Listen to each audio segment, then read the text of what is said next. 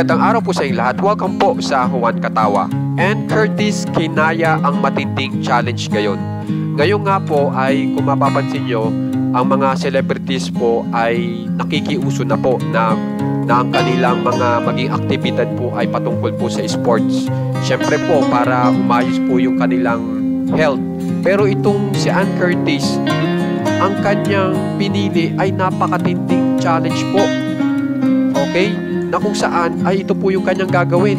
10,000 steps na kapag yan po ay kinalculate nyo sa miles, ang kailangan nyo pong gawing steps ay 4 to 5 miles na steps para matapos nyo po itong 10,000 steps. At kung mapapansin nyo po, talagang game na game po si Ann Curtis.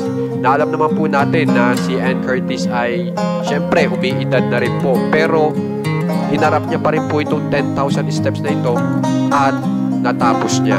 Yan po ang napakagandang balita po kay Ann Curtis. Kaya pala po ang health po ni Ann Curtis ay talagang napakaganda ngayon. Gawa po sa mga activities na kanyang ginagawa para sa kanyang katawan. Kaya naman po guys, kung gusto nyo pong ma-update sa mga famous celebs ng Pinas, alam niyo pong gagawin. Subscribe lang po kayo sa ating channel na Juan Katawa. Maraming salamat po.